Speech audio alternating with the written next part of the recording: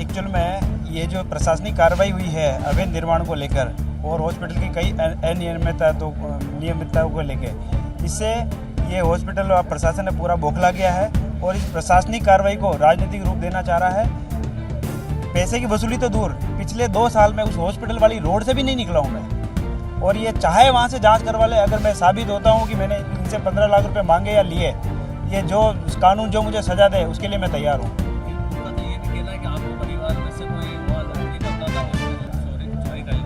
अगर चोरी करी थी तो उसमें उन्होंने कार्रवाई करी क्या?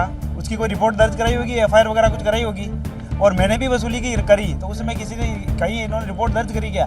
कुछ नहीं है सर, ये बौखला गया है। और इसका जो डायरेक्टर है खुद तो सामने आ नहीं रहा, अपने दूसरे अधिकारियों से स्टेटमेंट दिलवाकर जनता का ध्यान भटकाना चाह रहा है। बाकी ऐसा कुछ भी नहीं है।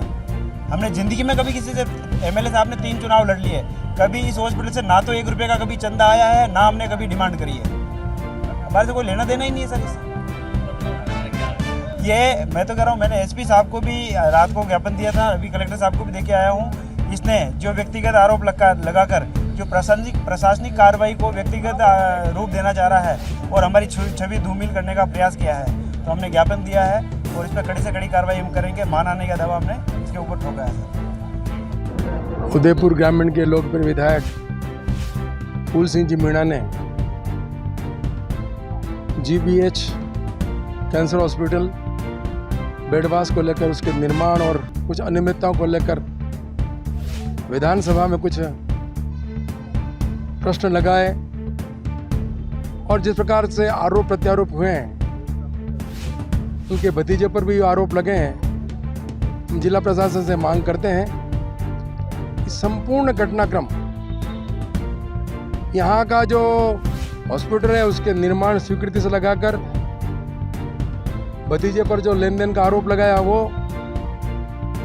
और संपूर्ण घटनाक्रम की विस्तृत आप न्यायिक जांच कराकर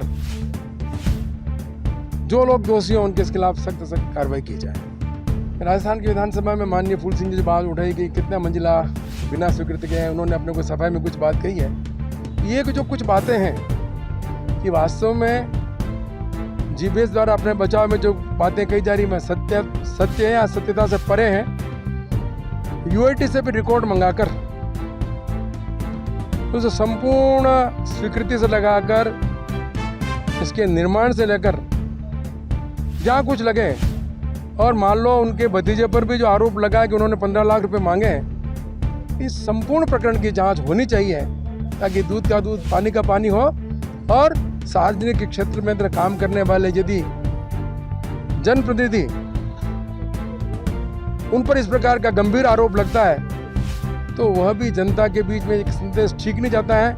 और जिस प्रकार से फूल सिंह जी मीणा बहुत ईमानदारी के साथ में काम कर रहे हैं, क्षेत्र की जनता की सेवा कर रहे हैं, ये सीधा जो आरोप लगा है, हम चाहते हैं कि इसकी भी आप जांच कराएं ताकि राजनीति के अंदर काम करने वाले लोग, आरोप लगाना बहुत सरल है लेकिन सत्यता क्या है आम जनता की भी बात आनी चाहिए।